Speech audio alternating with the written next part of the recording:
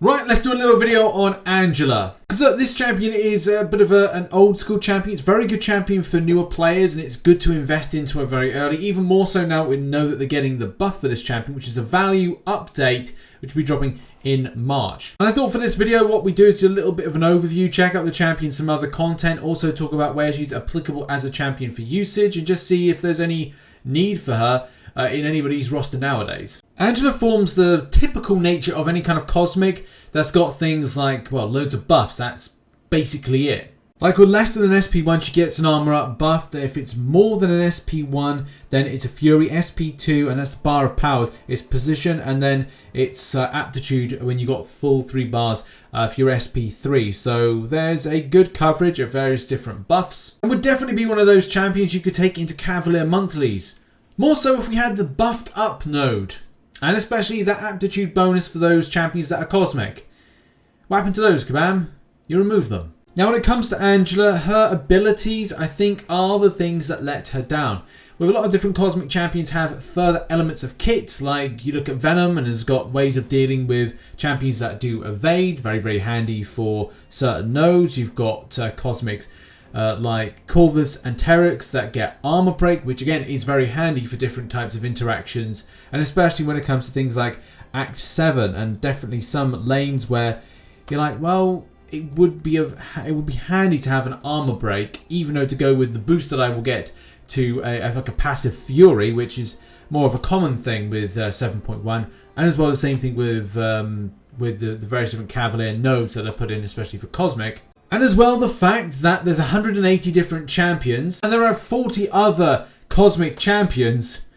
It's a struggle at times to go, Angela, I choose you. Go and smash out some content, because let's face it, it's not a diverse kit. It's a fun damage output kit, and it's great as a champion for clearing a lot of stuff between Act 1 and Act 5, but it's very rare to find a purpose, especially as the game evolves and as well challenges come in. I mean, we'll just try out some Realm of Legends, because let's face it, that doesn't require a diversive and as well well-stacked kit. On screen at the moment, I'm playing footage of me going up against Winter Soldier. Now, there's not really much to talk about in this footage except for this champion is a rank 3 5-star, and I've decided to keep it that way for this video because it then gives more representative look of numbers, especially if you're going, am I interested in taking this champion further if you're new to the game? And I would say if you are new to the game and you just picked up an Angela, whether or not as a 5-star or at least a 6-star as maybe your first 6-star, then you shouldn't feel disappointed. This champion will see you through a lot of early game content,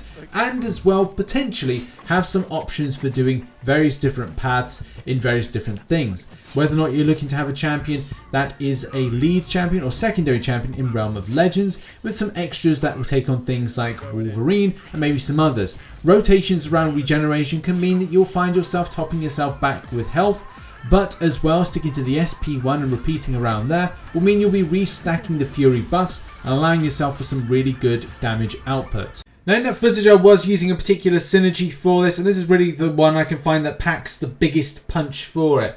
So first of all, having Heimdall on the team is all about doing the Lost Daughters of Asgard, which is you get a Fury buff. Basically that's pretty much it. So I guess that's really what was producing the better numbers, and definitely one of these reasons that the champion is in contention to have this buff in March. Having the likes of Mr. Fantastic firstly on the team will improve elements of cosmics by pausing one of each buff on them for 0.2 seconds. To be honest, it's not overly amazing, and this is the biggest problem. I'm clutching at hairs in order to try and find a champion synergy that's newly been added that improves this. And this is why, as I've said in the past, Odin would be a great champion to come into the game. That will be looking to add more potency to this champion, as well as various other Asgardian based champions or affiliations.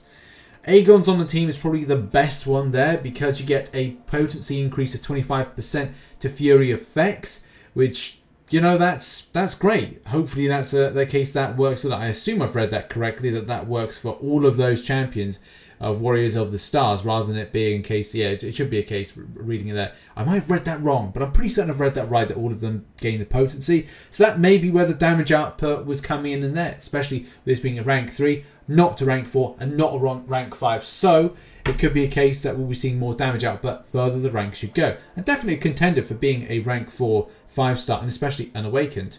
Then we've got Queen of Hell, which is champions have 100% chance to instantly regain 20% of their HP just before they're knocked out. Each living teammate reduces this chance of 20%. Now, whilst I was doing some footage acquisition for this video, I might put over the top of this section here, showcasing when I've been about to be knocked out and that actually ticking in. So that's incredible kind of like give back there. If you were going to rock this champion as well, like rock in with a hela synergy. But again, it just goes back to like, I'm really trying to push the narrative here that Angela's good, but there does come a point where she is not so good, especially when it comes to like latter type of content, like doing Act 6.2 onwards, Act 6.3, 6.4, 7.1. Unless you've got a 6-star, unless you've got a rank 2, I just don't think you're going to be having the numbers. And especially because, as I said, this champion is one I would have liked to have used on monthly based content. Like that buffed up node, like the fact that we had that cosmic boost. Now we've got something that's not really respective for her, but definitely it would be good to see some damage increase and as well a synergy down the line that's going to ramp up that. But are there any more uses for this champion? And again, just to reiterate, this champion could go up to rank 4 as a 5-star and still be very potent for anybody's roster. More so if you're looking for counters of the likes of Havok. And this is one of those options because the champion gets a consistent armor up buff, which if you don't know helps to work out as a counter against Havok and his damn plasma exploding stuff. Damn you, Havok! And here's the thing with Angela, like I really would have liked to have seen the buffed up and as well that cosmic buff that was there before, that boosting aptitude, was just so much more helpful for Angela from usage perspective. Now we've got cracking the armor. Each time a cosmic attacker lands an attack, they have a 10% chance for each armor break on the defender to gain an indefinite passive fury, increasing attack rating by 35% max stack for 10. Now that's the problem because it's not how it used to be with, if it was a node like buffed up, then that's great for this champion, but as well there's that cosmic node that every time you generate a buff, they also gain the aptitude buff, which means that with this champion you don't have to build up to an SP3. So that's just a disappointing factor to it, and that is good to know that we're getting this champion buffed up, but at the same time there needs to be something that she's utilized for, or give her something that yes, you can increase her damage numbers and her values can change, you can ramp up the extent of damage, but you still got things with a signature ability that does nothing. It doesn't really do a thing unless you plan to go up against mystic attackers.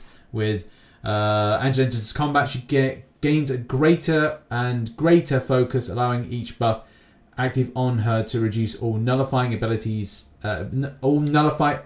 chance to trigger against her by X%. And who takes a cosmic attacker against a defender that's mystic? It's very, very rare that anybody would do that. So yes, this is one of these champions that has real worth for very early play. If you're looking for an option to take past 6.1.6 Havok in the Sentinel fight, then yeah, this is an option of various different types of armor options, but predominantly people may use the likes of Colossus, and they may use any other champion that has got an armor up buff that's more potent. But I'm still saying that Angela is a good champion for lots of content, but they will draw a line of what this champion is used for. The damage numbers this champion has is still relatively weak, and there must be a reason Kabam chose this champion based on the statistics of the playing. But again, just falls into that area of going on a monthly basis. The stuff that she'd be really good for is now being removed from the game. And as well, hopefully there is some content where she finds worth yet again. I'm yet to play 7.2. Could she be useful for that? Probably not, with a lot of god tiers out there and her slipping down the ranks. But what are your thoughts on Angela? Put it down in the comment section down below. And if you enjoyed this little video, please hit the like button, subscribe for more Marvel Contest of Champions based content. Check out some stuff up there and also Rich's Realm over there. Have a good one. Bye bye.